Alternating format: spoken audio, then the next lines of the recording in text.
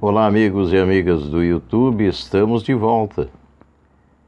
Antes de mais nada, quero dizer que me sinto muito feliz em poder estar compartilhando com vocês esses momentos tão importantes nas nossas vidas, principalmente nos tempos atuais. Antes de mais nada, deixe seu like, faça sua inscrição e clique no sininho para receber as notificações. Não esqueça, é fácil, você não gasta nada, mesmo que você não tenha tempo de assistir a todos os vídeos, até acredito que não, e que você não vá fazê-lo futuramente, lá uma vez que outra, mas inscreva-se, clique no sininho, porque é desta forma que o nosso trabalho ganha força, ajude a divulgar. O importante é a sua inscrição.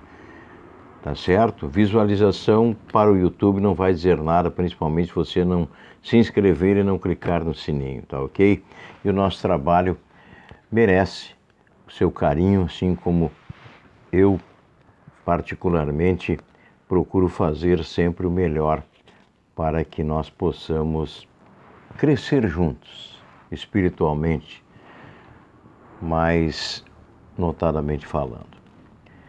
Mas hoje quero abordar um tema que já fiz algumas referências aqui, que por certo não é novidade para ninguém, o tema A Marca da Besta.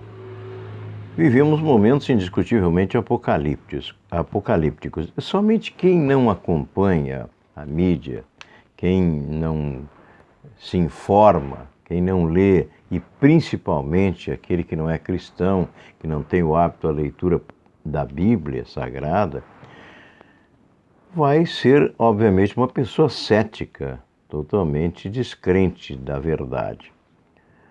Mas nós não podemos fugir de uma realidade que está tão presente nos nossos dias, nessa atualidade, de uma forma contundente e voraz, como vem se apresentando.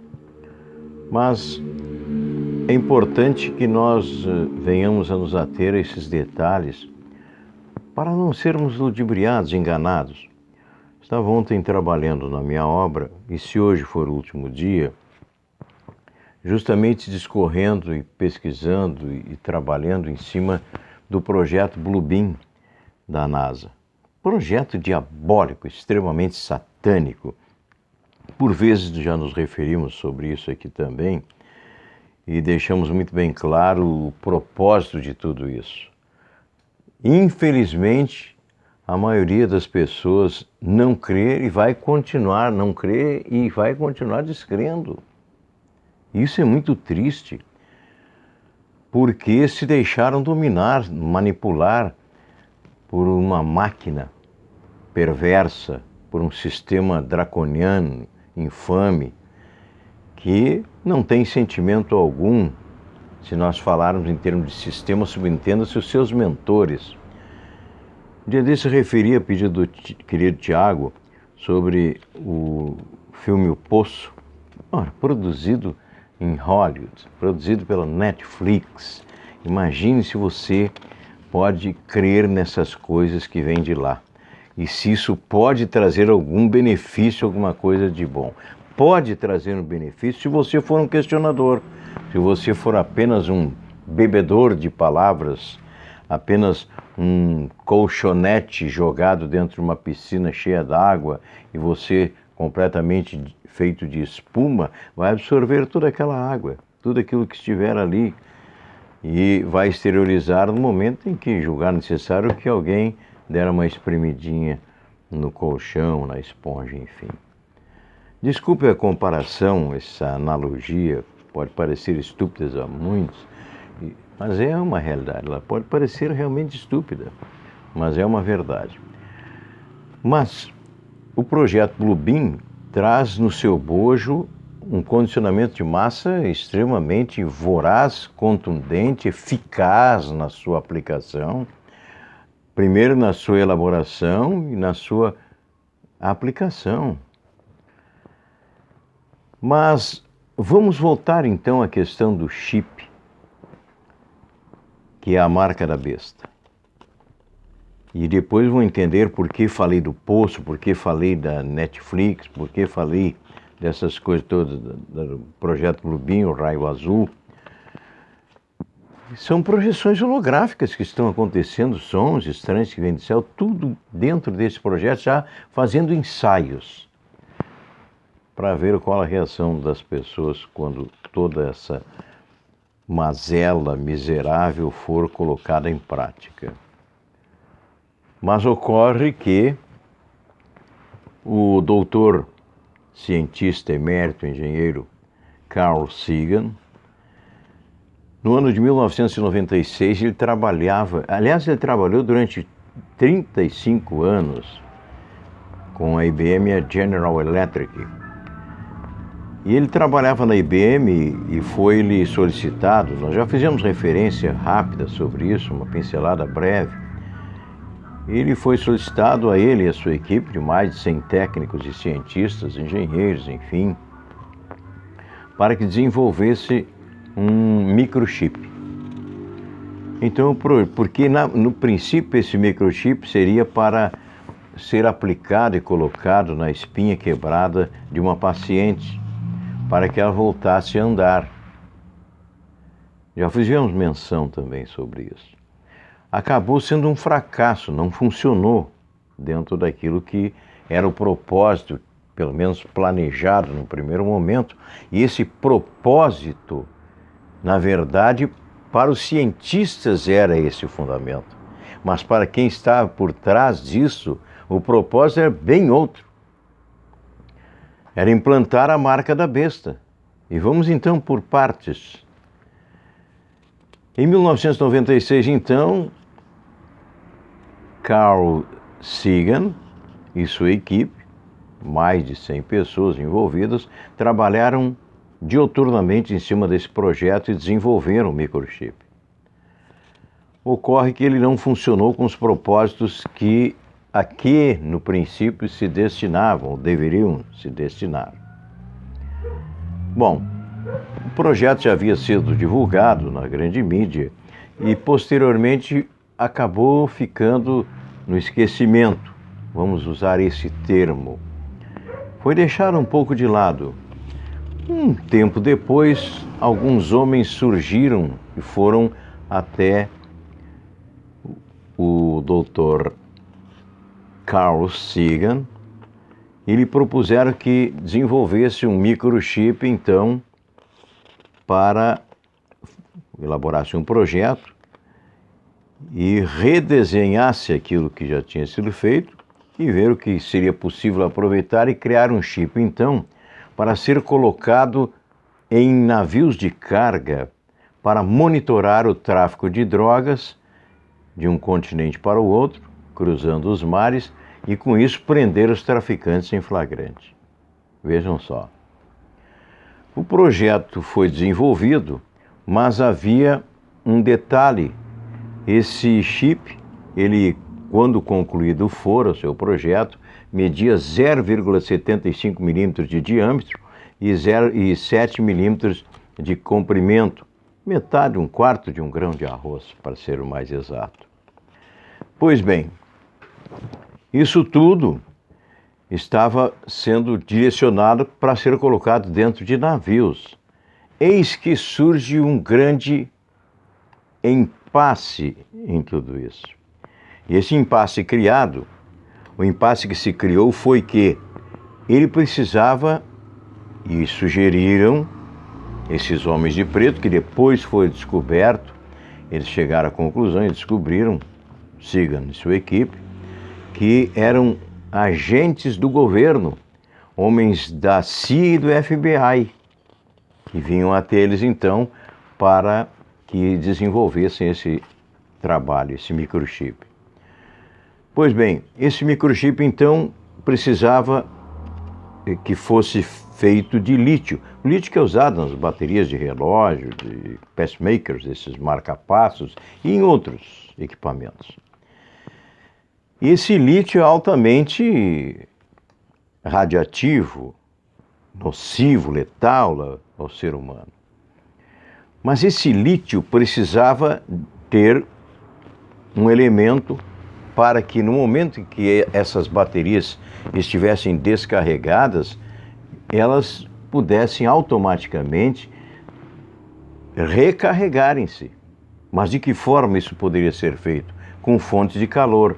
Como que você vai colocar um chip na fuselagem de um avião, não é mesmo? No casco de um navio, puro aço, e ele vai ter um período, 2 horas, 3 horas, vamos supor, sendo bastante otimista, que durasse lá 72 horas com aquela carga e posteriormente teria que ser recarregado.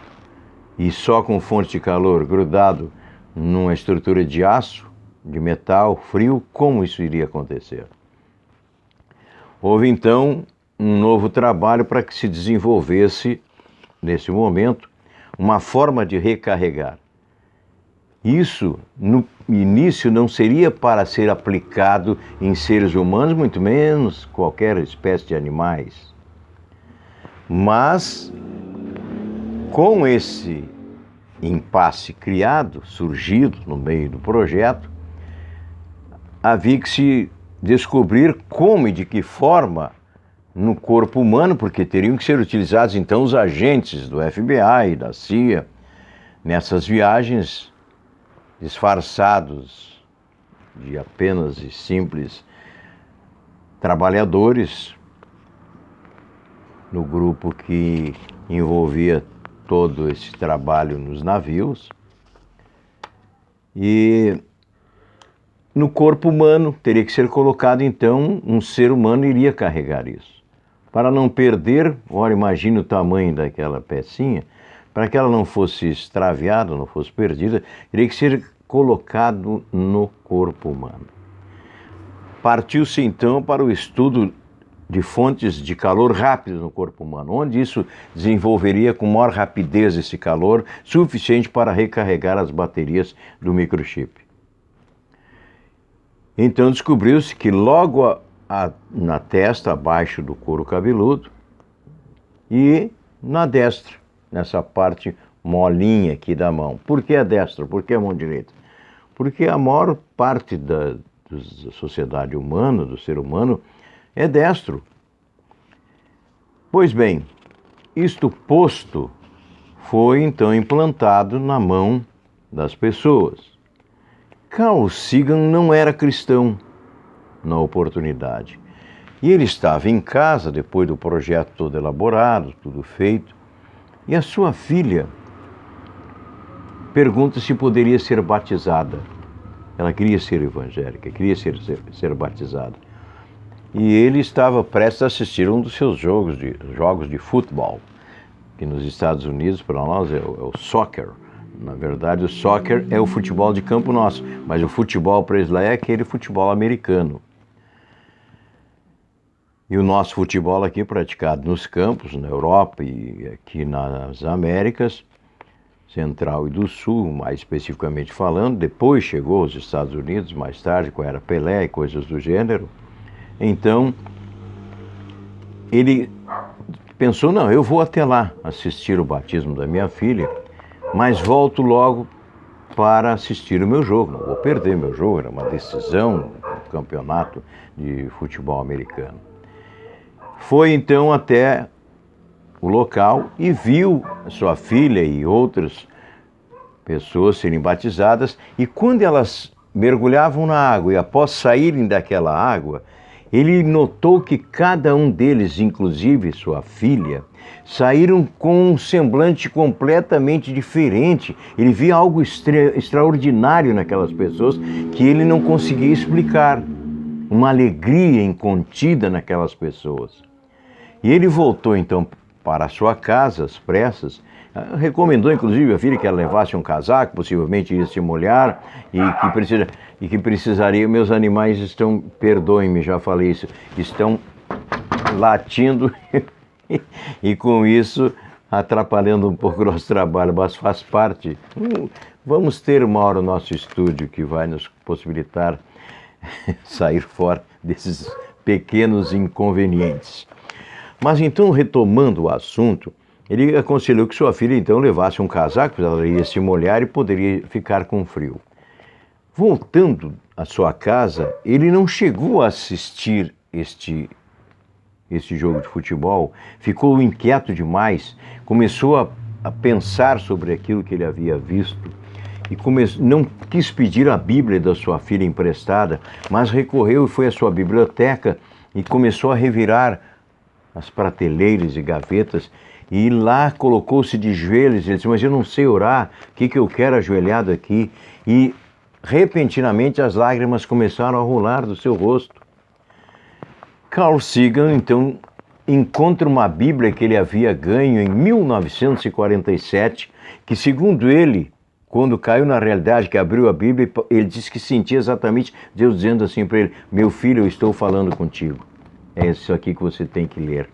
E ele abre no capítulo número 13, se não estou aqui, se entrei pela memória, versículo 16 da Bíblia, no Apocalipse, e começa a ler e começa a chorar copiosamente, derramar suas lágrimas. Diz que não há virtude nenhuma nisso, em chorar, porque estar nos pés do Senhor é a maior graça possível. Essa sim é a grande virtude, poder ter esse privilégio de estar aos pés do Senhor derramando suas lágrimas. E ele chorou muito e saiu dali, abriu aquela Bíblia que ele nunca tinha lido desde então, e nós estamos falando de 1996, e a Bíblia havia sido trazida às mãos dele, entregue a ele em 1947. Veja como Deus prepara as coisas. Ele sai então, sua esposa estava hospitalizada a 27 milhas do local onde se encontrava aproximadamente, e ele entrou no seu veículo e foi até o hospital para contar para a sua esposa a sua experiência com muita alegria. Uma semana depois, ou dias depois, ela saiu do hospital e eles acabaram se batizando. Resultado disso, hoje Carl Sagan é um pastor evangélico, entregou-se à obra de Deus, e ele diz que não consegue explicar quando ele entrou naquela água que saiu de lá, ele saiu, era uma água morna, ele saiu morno.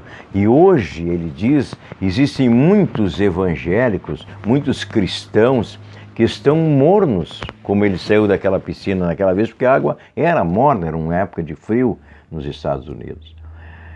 E existem muitos cristãos que estão mornos, ou apenas, como usam-se no termo aqui, dizer sapecados, e não verdadeiramente cristãos tocados pelo Espírito Santo de Deus na acepção da palavra. E Carl Sagan começa então a desenvolver esse trabalho e chega à conclusão, vai pesquisar o significado das palavras que ele encontra lá nessas obras que ele pesquisava, no Apocalipse 13, 16, ele, o anticristo, causa todos os pequenos e grandes, ele ataca a todos, pobres e ricos, e também libertos e não libertos, os libertos e os escravos, e recebem uma herança, a marca na mão direita ou na testa. Está lá na palavra de Deus isso no Apocalipse, a marca da besta. E ele disse que não gostou nada daquilo e começou a pesquisar o original em grego da palavra marca. E ele chegou à conclusão, então, que descobriu que João de Patmos, o apóstolo João foi levado a Patmos, a ilha de Patmos, e que lá recebeu todas as orientações e a visita de Jesus para que ele escrevesse o Apocalipse, que trouxesse à luz do conhecimento humano o que está previsto para os tempos findos. E ele descobre então que essa marca, João usou 3 palavras para definir a marca. Uma delas é Sharacha, outra é Sherketer e outra Charis. Essas 3 palavras significando no grego a palavra marca. Palavras são do grego, ele deixa bem claro isso. E as palavras, elas explicam a marca como um arranhão na pele ou uma tatuagem. Por que a palavra de Deus também nos ensina que no seu corpo não haja marcas? Você que gosta de tatuagens, cuidado. Pela misericórdia de Deus, preste atenção. Porque todos esses que estiverem marcados e efetivamente não se reconciliarem com Deus, não buscarem os caminhos, não se entregarem verdadeiramente aos caminhos de Deus, lamento dizer, podem ser almas perdidas para a salvação eterna e arder eternamente num lugar horrível. Mas, de qualquer forma, ele encontrou isso. Então, ele Diz que não era possível, nós não fizemos essa tecnologia, diz ele apavorado, né? E ele disse, vá que a palavra que representa 666, a palavra Jeobastigma, seja o número da besta, 666.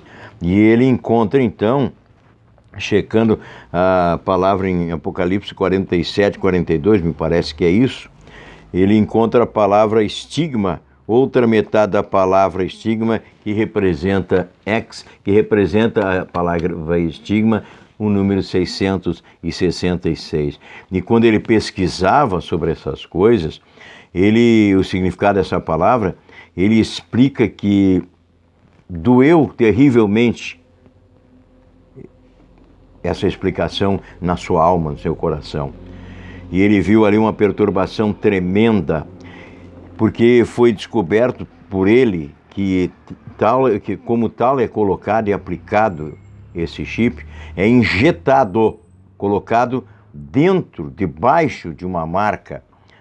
Então, colocado através de uma incisão, fácil de identificar algo que pertence a alguém, não é mesmo? E ele diz com palavras textuais, eu pensei na primeira injeção usada no microchip, pois o fim da agulha se chama incisor, incisão. Eu comecei a chorar, disse ele.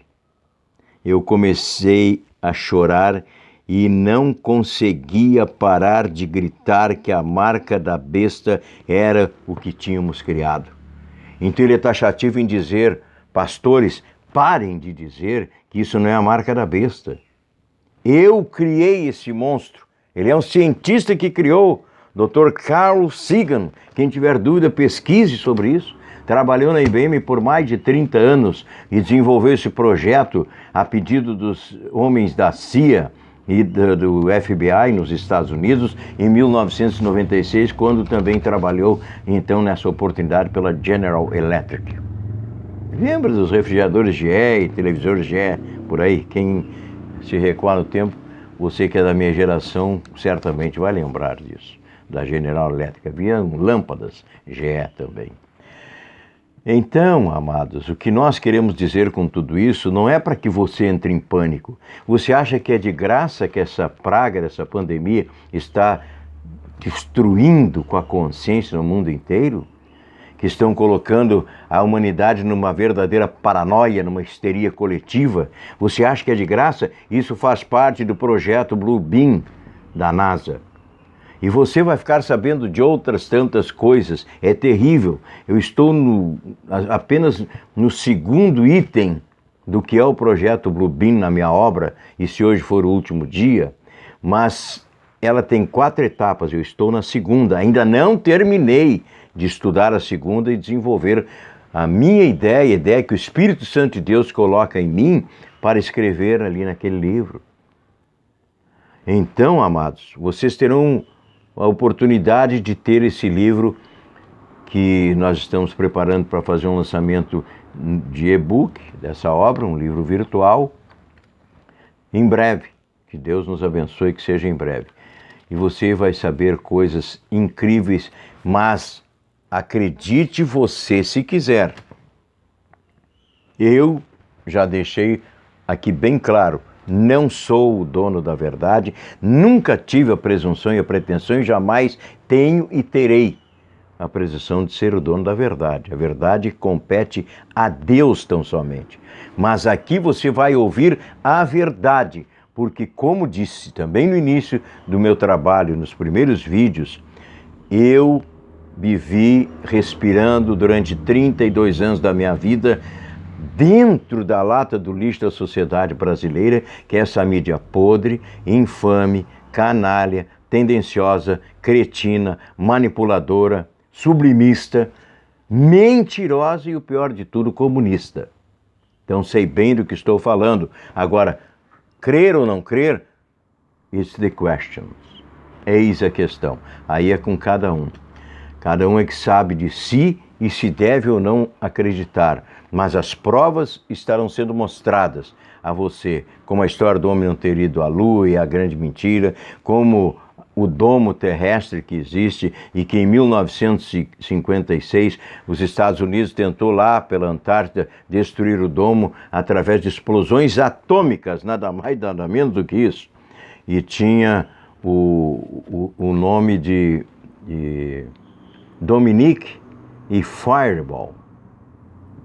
Esses dois projetos e que não conseguiram destruir o domo, nem com as bombas atômicas. E logo após isso, você vai ficar sabendo, meados de 56, daí para frente, foi criado aquele acordo de todas as nações, ninguém explorar individualmente a Antártida, mas uniram-se então várias nações, vários povos e assinaram o acordo, o Tratado da Antártica ou da Antártida. E você não pode entrar lá. Curiosamente, ali no sul da América do Sul, a última ilha antes de chegar na Antártida, o nome dela é uma ilha argentina, a Ilha do Engano. Imaginem só. Bem, amados, espero que tenha sido útil a todos nós esse que acabamos de colocar, e as palavras são cabais e textuais do homem que criou a marca da besta. E que vem coisas piores por aí. Nós já falamos da Netflix sobre aquela outra marquinha, não é mesmo? Holográfica que eles estão colocando no pulso das pessoas. Não ainda em série, mas futuramente o propósito é esse. Cuidado também com o Pix. Nós vamos falar muito ainda sobre isso e outras coisas que vêm por aí. Agradeço a tua companhia e a gente volta, se Deus assim nos permitir, na próxima sexta-feira. A todos, um grande beijo no coração e a paz do nosso Senhor Jesus Cristo. Até lá.